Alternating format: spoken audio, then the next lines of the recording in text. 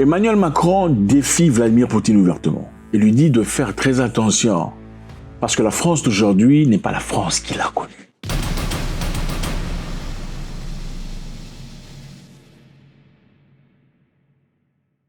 La marine française a arraisonné un pétrolier russe. Du jamais vu, c'est bouleversant, c'est choquant, ça bouge vers une direction très dangereuse. La marine française a arraisonné, donc les militaires sont rentrés dans un pétrolier russe et l'ont saisi de force. La Russie doit réagir. Si elle ne réagit pas, serait-ce preuve de faiblesse ou preuve que la Russie n'est pas aussi puissante qu'elle le prétend. Parce que vraiment, si Macron peut le faire, eh ben écoutez, qu'il ne le ferait pas. Puisque nous savons que la Grande-Bretagne est beaucoup plus puissante militairement que la France. L'Allemagne aussi d'ailleurs. Alors, si la France peut le faire, qu'il ne le ferait pas. Vous savez, on dit, si quelqu'un par erreur touche ton doigt, il finira par toucher ton épaule si tu ne le réprimandes pas. Et si tu ne le réprimandes pas touchant ton épaule, il finira par toucher les fesses de ta mère. Bon, je sais que ça c'était un peu trop, mais c'était très nécessaire. C'est une façon de vous dire. Quand une personne fait une chose une fois pour laquelle vous n'êtes pas d'accord, il est très important de rectifier immédiatement. Sinon, elle prendra courage et en fera encore plus que nécessaire. Le 22 janvier 2026, les navires de la marine française ont intercepté un grand pétrolier russe en mer Méditerranée. Le pétrolier s'appelle le Grinch. Ce pétrolier transportait une cargaison importante de pétrole russe, environ 700 000 barils de pétrole. Le pétrolier partait de Moumansk, un coin très froid de la Russie nord, vers la Méditerranée. Le pétrolier a traversé l'Europe et est entré en Méditerranée près de l'Espagne et du Maroc. C'est à partir de là que la marine française a attaqué le pétrolier. Alors, ce navire figure sur la liste des sanctions internationales par les États-Unis d'Amérique, l'Union européenne et le UK. D'après eux, ce navire fait partie de la flotte fantôme de la Russie. C'est quoi cette flotte fantôme de la Russie? Ce sont des vieux pétroliers qui changent des pavillons et dissimulent leurs véritables propriétaires. Ça change des peintures. Donc le pétrolier quitte en étant bleu et en pleine mer devient blanc. Donc, on change des couleurs. Ceci évidemment pour vendre le pétrole russe. On pense que le navire battait un faux pavillon. Donc il y avait un drapeau comorien à la place d'un drapeau russe afin de contourner les règles. Et ces règles empêchent la Russie de vendre facilement son pétrole pour financer la guerre en Ukraine. Le sanction a commencé depuis la guerre de la Russie en Ukraine. L'Europe et le reste avaient décidé de geler les avoirs des Russes en Europe et ensuite sanctionner les pétroliers, espérant asphyxier l'économie russe. En fait, comment ça fonctionne? La Russie avait été forcée de vendre son pétrole à moins de 60 $ le baril. Normalement, ça se vend à plus haut que ça, mais à moins de 60 $ maximum. C'est une façon de limiter l'argent qui rentre en Russie, dans l'espoir de forcer Poutine d'agréer à leurs demandes. Mais malgré tout ça, la Chine et l'Inde continuent à acheter le pétrole russe à un prix élargi, le prix d'avant. Okay? Les Européens en général ont refusé d'acheter le pétrole russe. Mais malgré tout, il y a quand même eu des pétroliers, des tankers qui ont pu vendre le pétrole russe dans le marché noir. Et quelquefois, ces pays, on parle ici de la Grande-Bretagne, des États-Unis, la France, étaient au courant, mais ne se donnaient pas le courage d'attaquer ces tankers. Donc, il y a naissance de courage. Écrivez ça. Naissance de courage. Il y a un nouveau courage qui naît. Comment le courage naît? C'est ça la question qu'il faut se poser. Le courage naît quand on te touche, tu ne réagis pas. Le courage naît, c'est quand on touche l'épaule, tu ne fais rien. Le courage naît quand finalement on touche le torseau ou les seins. Le courage naît parce que prochainement, ça sera les derrière qu'on va toucher. C'est de la piraterie. Oui, je suis au courant de cette affaire. Le pétrolier a été saisi dans des eaux neutres sans aucune justification. Et il cherchait apparemment une sorte de cargaison militaire, peut-être des drones ou quelque chose comme ça. Il n'y a rien de tel là-bas. Il n'y a jamais rien eu et il ne peut y avoir quoi que ce soit. Monsieur Poutine doit-il réagir ou pas? Doit-il saisir aussi un tanker français ou un bateau français pour faire une démonstration de force? Parce que quelquefois, il faut bousculer quelqu'un un peu pour lui dire, écoute, il ne faut pas jouer avec moi, je ne suis pas ton ami. Parce que M. Macron est évident. M. Macron, il y a quelques jours, a fait une présentation expliquant pourquoi la France doit s'enfermer. La France doit réunir plus de force, plus d'argent, plus de puissance, plus de capacité, plus de firepower. Il disait, suite au discours de Trump, souhaitant prendre Groenland de force, Trump disait que finalement la France devrait prendre soin de son armée, c'est-à-dire d'arrêter d'espérer que l'OTAN prendrait soin de la France au moment nécessaire. Pour rester libre, il faut être craint. Pour être craint, il faut être puissant. Et pour être puissant dans ce monde si brutal, il faut faire plus vite et faire plus fort. Cela suppose que la nation consente à des efforts à la mesure de notre rude époque. Voilà pourquoi j'ai souhaité, le 13 juillet dernier, avancer à l'année 2027 l'objectif initialement prévu pour 2030 d'atteindre un budget annuel de 64 milliards d'euros pour notre défense. Ainsi, en 2 mandats, le budget des armées aura été doublé. Et nous ne l'aurons pas doublé par la décision d'un tel ou d'un tel, par convenance, pour complaire à tel ou tel allié, nous l'aurons doublé par nos décisions propres, l'analyse que nous avons faite de l'évolution de la menace, et en la faisant, comme je le disais, très tôt, et notre volonté de ne jamais subir. Alors, est-ce une façon déjà de commencer à montrer ouvertement que ce n'est pas un président français qui parle pour ne rien faire? Il est en effet en position de défiance. Parce que croyez-moi, prendre un tanker russe, c'est une façon de défier Vladimir Poutine comme jamais dans le passé. Et puis je vous le dis, ce n'est pas la première fois. L'autre fois, c'est fait au mois de septembre 2025, où personne n'a réagi. Cette fois-ci, c'est la deuxième fois. C'est-à-dire qu'il y aura une troisième fois, puisque la première fois, on n'a rien fait. Il y a une deuxième fois. Ils ont pris du temps, regardez, depuis septembre jusqu'à janvier. Ils ont pris du temps. 3 mois d'attente. C'était pour voir comment est-ce que la Russie réagirait. Qu'est-ce qu'il ferait en retour pour nous faire payer pour cette erreur? Puisque la Russie n'a rien fait en 3 mois, c'est-à-dire qu'ils ne feront rien, ils ont peur. Voilà ce qu'ils se disent. Alors ce tanker a été arrêté comment? Le tanker a été repéré par les Britanniques. C'est eux qui ont fourni à la France le positionnement, le renseignement du tanker, son déplacement et tout le bazar, pour permettre à ce que la force navale française puisse arraisonner le tanker. Voilà ce que Macron a dit. Macron dit, ce matin, la Marine nationale a arraisonné un pétrolier en provenance de Russie. Nous n'accepterons aucune violation de sanctions. Ok? Macron dit à Poutine, nous n'accepterons aucune violation de sanctions. Donc, les bêtises que tu faisais là, c'est fini. C'est une décision importante. L'Europe empêche désormais activement ses navires russes clandestins de circuler en mer. Il a rajouté, personne n'a été blessé et l'opération se poursuit encore. Personne n'a été blessé. Évidemment, c'est évident. C'est important de le dire. Parce que voilà, si vous arraisonnez un tanker ou un bateau et les gens se blessent, là, c'est la déclaration de guerre. Alors, ma question pour vous est celle-ci. Est-ce que la Russie a peur? La Russie aurait-elle peur de réagir? Parce qu'évidemment, dans ce cas, ça voudrait dire une guerre ouverte contre l'OTAN. La Russie aurait-elle peur? Je vous rappelle qu'il y a quelque temps, il y a notre pétrolier russe venant du Venezuela qui avait été arrêté par la marine américaine. Ok? Le garde-côtier américain ont poursuivi le tanker jusqu'au nord de l'Irlande. Les informations ont été distribuées par qui? Encore une fois, par le Royaume-Uni. C'est eux qui ont distribué les informations de sécurité, des renseignements de positionnement, moyennant leur avion de surveillance et quelques bateaux. Donc l'Angleterre se démontre hostile directement à la Russie. Et la Russie pourra-t-elle réagir, à part les intimidations? Point d'interrogation. Monsieur Poutine doit réagir. Monsieur Poutine doit prendre un truc pour montrer aux Français que je ne suis pas votre ami. Sinon, la prochaine occasion, ça sera quoi? Ça sera quelqu'un qui touchera les derrières de sa mère. Ma question pour vous est celle-ci. Sommes-nous en train de découvrir la vraie réalité de la Russie? Une Russie qui, en effet, en 2016, est faible par rapport à ce qu'on pensait?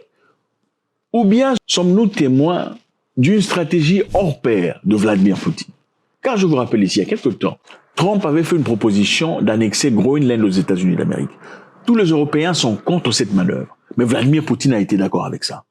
En faisant cela, évidemment, il a placé une grosse séparation entre l'Europe et les États-Unis d'Amérique. Alors la question, est-il en train de jouer à un jeu stratégique très profond?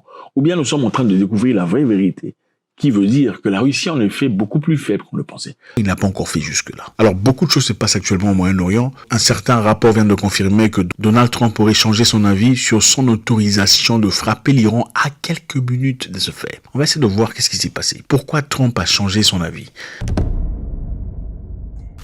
En effet, depuis quelque temps, il y a eu 13 avions F-16 qui ont atterri en Jordanie, venant des États-Unis d'Amérique. Pour quel objectif? Évidemment, pour aller bombarder l'Iran. Parce qu'ils étaient prêts. Il a dit, il a promis, il a déployé beaucoup de force. Secondo, on a vu le porte-avions USS Abraham Lincoln. Évidemment, l'un des plus grands porte-avions sur Terre avec des capacités incroyables. USS Abraham Lincoln se dirigeait vers le Moyen-Orient. Mais soudainement, actuellement, on vient de repérer USS Abraham Lincoln vers la mer de la Chine méditorale. Ceci évidemment cause peur, confusion et anxiété. Numéro 3. Les États-Unis s'apprêtaient autour de l'île de Diego Garcia. Voilà l'île de Diego Garcia. Et on parle de 16 avions C-17. 16 avions C-17 auraient été déplacés portant des missiles patriotes. C-17, c'est quel genre d'avion? Vous voyez, l'avion nigérian qui avait été bloqué par le Burkina Faso, forcé d'atterrir. Je pense que c'était un C-13. Celui-ci est un C-17. C'est un avion énorme. C'est un cargo qui peut transporter beaucoup d'histoires. Dans ce cas, ces 16 cargos transportaient des missiles patriotes. Quels sont les missiles patriotes? Les missiles patriotes sont ces missiles les plus respectés du monde en termes de défense aérienne. Ce sont les missiles dont les Américains se servent pour contrer éventuels missiles entrants venant d'un ennemi. Ensuite, il y a 30 000 soldats américains qui sont actuellement présents en Asie du Sud, prêts à être déployés. Et par-dessus le marché, il y a des militaires américains qui sont présents actuellement en Égypte, à Oman, en Koweït, en Irak. Alors, Donald Trump applique actuellement ce qu'ils appellent toutes les options restent sur la table. All options are on the table. Nous savons aussi que Benjamin Netanyahu a tenu une réunion urgente, évidemment pensant que les États-Unis d'Amérique envisagent réellement et toujours de frapper l'Iran. Comment ceci est arrivé? Trump, évidemment, a tracé une ligne rouge. La ligne rouge par rapport aux tueries. Il s'agissait ici d'une question où l'Iran a promis d'exécuter 800 personnes dont ils ont traité de mercenaires et de traîtres. Eh bien, je crois que l'une des grandes qualités du président Trump est de toujours envisager toutes les options. Les frappes aériennes ne seraient qu'une parmi tant d'autres à la disposition du commandant en chef. La diplomatie reste toujours sa priorité. Il vous a d'ailleurs indiqué hier soir que le discours public du régime iranien diffère sensiblement des messages que son administration... Je pense que le président a intérêt à examiner ces messages. Cela dit, il a déjà prouvé qu'il n'hésiterait pas à recourir à la force militaire s'il le juge nécessaire. Et personne ne le sait mieux que l'Iran. Ces personnes, évidemment, comme vous le savez, en Iran actuellement, il y a beaucoup de troubles, il y a beaucoup de marches, les gens sont en colère face au gouvernement, désirant un changement. Les Iraniens trouvent que ces protestes ont été manigancés depuis Washington et Tel Aviv. Et nombreux parmi ces personnes qui protestent sont en effet des agents doubles. Alors ils ont arrêté beaucoup de personnes, ils ont déjà exécuté plusieurs personnes, et parmi ces personnes, les 800 personnes qu'ils ont retenues dernièrement, sont des gens qui sont censés être exécutés. Et c'est à partir de là que Trump a fait une promesse, si vous exécutez ces personnes, on viendra bombarder et détruire. Alors pourquoi Trump dirait ceci? Est-ce vraiment peut-être parce qu'il pense, ou on sait que ces personnes sont vraiment des doubles agents, qu'il serait à mesure de dire cette telle histoire? Ou bien c'est simplement par amour des Iraniens que Trump veut faire ça? Bon, ici on va voir les raisons pour lesquelles Donald Trump n'a pas encore attaqué l'Iran. L'Arabie Saoudite a contacté Trump, lui disant qu'elle n'était pas d'accord par rapport à cette attaque et ce plan. L'Arabie Saoudite n'est pas tout à fait amie à l'Iran, mais c'est quand même déboussolant de voir une telle situation. Deuxièmement, le ministre des Affaires étrangères iranien, Abbas Araghchi, a envoyé un message à Steve Witkoff, son homologue américain. Nous ne savons pas exactement le contenu du message. Ce qui est important à savoir est que la dernière minute, Donald Trump a autorisé l'avortement du plan. Alors ici, on va un journaliste poser une question à Trump lui disant « Qui t'a convaincu? Est-ce les Saoudiens ou les Israéliens? T'aurais convaincu de ne pas exécuter cette tâche que tu voulais faire. » Trump qui dit « Personne ne m'a convaincu, je me suis convaincu à moi-même. » Des responsables arabes et israéliens vous convainquent de ne pas frapper l'Iran. Personne ne m'a convaincu. Je me suis convaincu moi-même. Plus de 800 pendaisons étaient prévues hier. Personne n'a été pendu. Les pendaisons ont été annulées. Cela a eu un impact considérable. Vous voyez ici, Trump met l'emphase sur le fait que l'Iran était prêt à sacrifier ou à exécuter 800 personnes. Mais il n'y a pas eu d'exécution. Pour lui, évidemment, dans son sentiment personnel, il trouve qu'il s'est fait respecter. Vu que l'Iran n'a pas exécuté ces personnes parce qu'il a donné un ultimatum. Si vous exécutez, en tout cas, ça sera la fin de l'histoire. Comme l'Iran n'a pas exécuté ces personnes, il trouve qu'il a gagné. Et pour lui, ce serait déjà, en tout cas son ego personnel, ce serait un gain énorme. On va quand même voir ici les raisons principales pour lesquelles Donald Trump n'a pas encore attaqué l'Iran. Numéro 1. Les États-Unis n'ont pas assez de moyens dans la région. Pourquoi? Parce qu'ils ont déployé nombreux moyens en Asie du Sud et dans les Caraïbes. Je vous rappelle ici qu'il n'y a pas très longtemps, les États-Unis d'Amérique allaient enlever M. Maduro. Et pour ça, il a fallu beaucoup de présence militaire. Numéro 2, plusieurs États arabes ont transmis un message en unisson. Un message de résistance. Ils ont dit qu'ils n'autoriseraient pas les États-Unis à agir, ni à, évidemment, se servir de leur territoire pour aller frapper l'Iran. Chose qui ne s'est jamais fait dans le passé, mais c'est évident. Numéro 3, Israël n'est pas prêt à contrer une éventuelle riposte iranienne. Vous savez, la fois dernière, quand Trump a frappé l'Iran, Israël a continué. Après avoir continué, malheureusement, il y a eu la foudre qui est tombée sur Israël. Les Iraniens ont frappé très très dur. c'était beaucoup plus dur qu'on s'attendait. On ne savait pas qu'ils avaient de telles technologies. Et cette fois-ci, Israël dit ouvertement, nous ne sommes pas prêts. Donc, en tout cas, il faudrait attendre qu'on soit prêt. Numéro 4, l'Arabie Saoudite a dit qu'elle n'autoriserait pas les États-Unis à utiliser son territoire comme base aérienne pour les frappes contre l'Iran. C'est aussi une première. L'Arabie Saoudite n'est naturellement pas l'ami de l'Iran, mais on est surpris de voir une certaine solidarité arabe peut-être. Numéro 5, Abashi Arachni, le ministre des Affaires étrangères iranien, a contacté Steve Witkoff. Pourquoi? On ne sait pas exactement. Numéro 6, il y a eu des rapports selon lesquels Donald Trump et son équipe, en effet, voulaient assassiner le leader religieux iranien, l'ayatollah Mohamed Ali Khamenei. Il y a eu une fervente réaction de l'Iran à partir du président Massoud Redreshkian qui a déclaré que tuer Mohamed Ali Khamenei serait une déclaration de guerre contre l'Iran. Numéro 6, on sait que l'Iran a reconstruit son arsenal. Après les bombardements de Trump, dont vous connaissez, ils ont reconstruit leur arsenal après le bombardement des Israéliens. Et apparemment, le feu qu'ils ont aujourd'hui est un feu beaucoup plus profond que le feu qu'ils avaient dans le passé. Donc, ils sont en capacité de faire beaucoup de choses. Et à la fin, l'Iran a dit qu'elle est en capacité de bombarder la terre américaine. Vous savez, dans le passé, les États-Unis ont eu cette supériorité. Dans beaucoup de cas, c'est parce que ils vont chez vous, vous bombarder, vous exploser, sans que vous n'ayez la capacité ou l'habilité de toucher leur terre, puisqu'ils sont tellement loin. Et bien, cette histoire-là est finie. Les temps ont changé. L'Iran a des capacités incroyables. Aujourd'hui, ils sont en capacité de frapper sur les terres américaines avec leurs missiles balistiques et autre chose. Donc voilà ce qui se passe actuellement. C'est la loi du plus fort. Il faut être fort. On le dit très souvent parce que le monde est injuste. Personne ne vous respecte. C'est comme ça. Si vous ne vous respectez pas, personne ne vous respecte. Il faut être fort. Ok? Comme Macron l'a dit, pour être respecté, il faut être fort.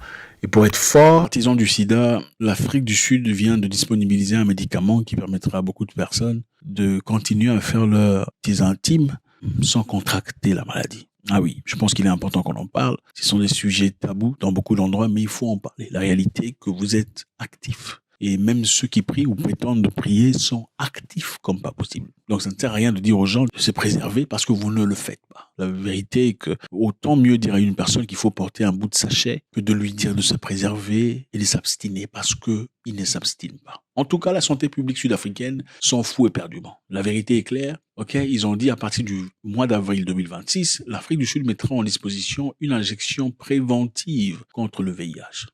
Ok. Administré tous les 6 mois. Bravo. Bravo. Innovation comme pas possible. Un pays africain aura à disposition une injection préventive. Okay, c'est-à-dire une protection. C'est un peu comme mettre le sachet, quoi, sans vraiment mettre le sachet. Parce que vous n'aimez pas ça. Il faut vous dire des vérités. Vous n'aimez pas ça du tout. Si vous prenez cette injection, pendant 6 mois, vous ne pouvez pas contracter cette histoire. Okay? Contrairement à beaucoup d'autres médicaments, ce test a fait 100% de protection. Points essentiels. Le traitement ici est une prophylaxie pré-exposition ou PrEP, c'est-à-dire injectable alternative aux comprimés quotidiens. Au lieu de prendre comprimés, puisque c'est très compliqué pour beaucoup de personnes, ce n'est pas toujours délicieux, on peut s'imaginer, donc l'injection est beaucoup plus facile.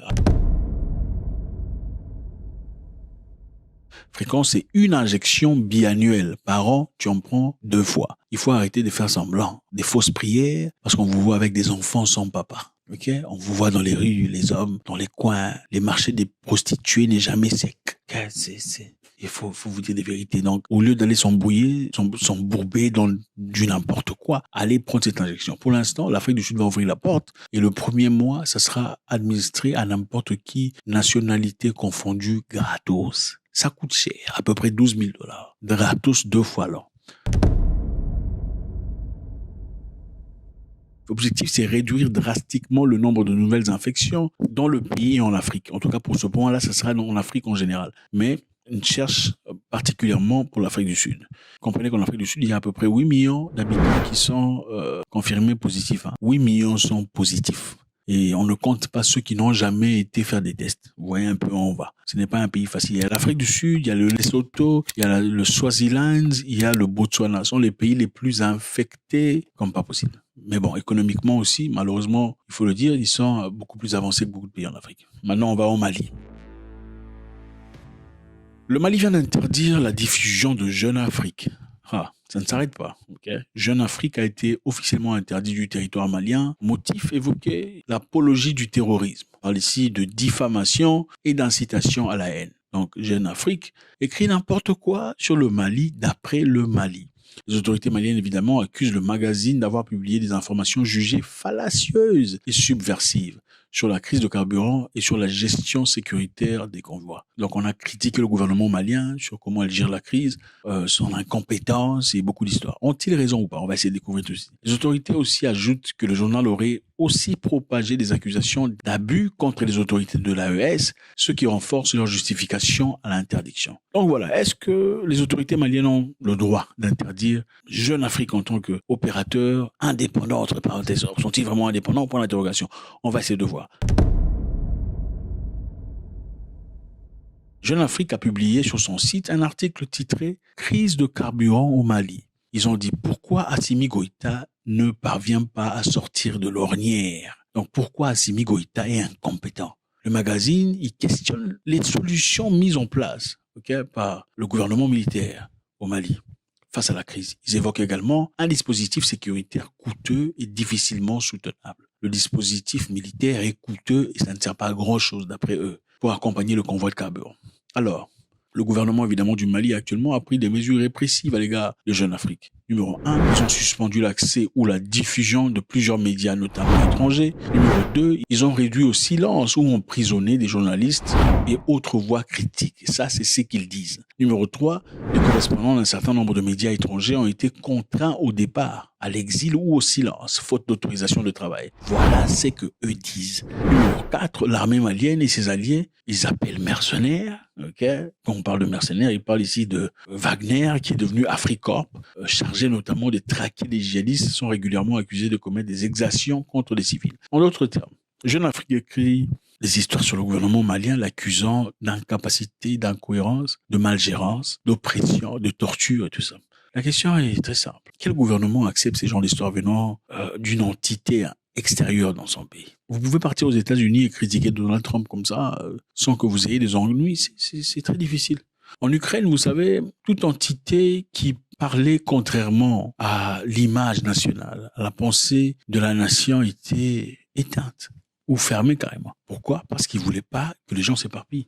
Le gouvernement malien accuse Jeune Afrique d'inciter la haine, d'inciter la haine contre un groupe spécifique des Maliens, disant que le gouvernement malien est en train d'appliquer une répression à l'égard des gens du nord du Mali. Ce sont des choses très dangereuses, parce que quand vous commencez à dire que le gouvernement s'attaque à ce groupe spécifique de personnes se sont ciblées et commence à développer un sentiment de ressentiment à la guerre, si pas d'autres populations du même pays. C'est pour laisser l'autorité à une entité étrangère de gérer la communication qui risque de devenir dangereuse dans un pays en difficulté actuellement. C'est très difficile. Vous savez, l'Europe a interdit l'accès à RT. RT russe n'a pas accès à l'Europe. Ils ont été bloqués même de YouTube et d'autres plateformes. Pourquoi? Parce que leur rhétorique ne partait pas en parallèle avec ce que eux pensaient. Ils veulent une pensée qui concorde à leur idéologie. Alors, si c'est acceptable en Ukraine, pourquoi ça devient problématique au Mali? Question mark. Et puis, l'apologie du terrorisme, c'est-à-dire quand vous soutenez l'idée selon laquelle il y a des gens qui se comportent en terroristes, Jeune Afrique donne l'impression que leur demande est soutenue. Ça pose problème pendant qu'il y a des vies qui tombent.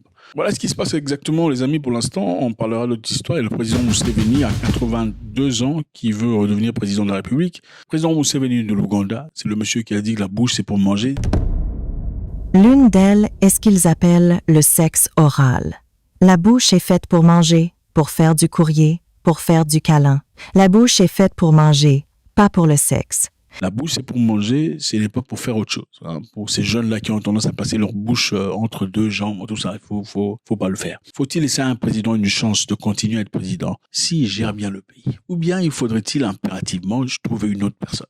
Museveni, je vous rappelle, est l'un des présidents qui, dans le passé, disait « L'une des plus grandes difficultés qu'on a en Afrique, c'est que les chefs et les dirigeants africains ne veulent pas quitter le pouvoir. » Ce que je voulais dire, c'est que certaines personnes restent longtemps au pouvoir sans avoir été élues.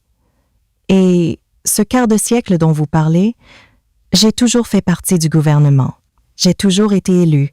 Avec beaucoup de points, les oppositions commencent à dire que c'est paradoxal, que M. Museveni lui-même, qui a dit dans le passé que le problème des Africains généralement, c'est que les chefs, les leaders n'avaient jamais quitté le pouvoir, lui-même reste au pouvoir pendant 42 ans. Faites-moi savoir ce que vous en pensez, c'est toujours avec beaucoup de plaisir. L'Afrique du Sud a un médicament contre le sida. Si dans ta vie, tu sais que tu fais ces histoires très régulièrement, il faut considérer, on donne ça gratuitement au mois d'avril, il faut partir. Deuxièmement, le Mali ferme Jeune Afrique. Pourquoi? Pour incitation à la violence, incitation à la haine et beaucoup d'autres choses. Ont-ils raison de le faire ou pas?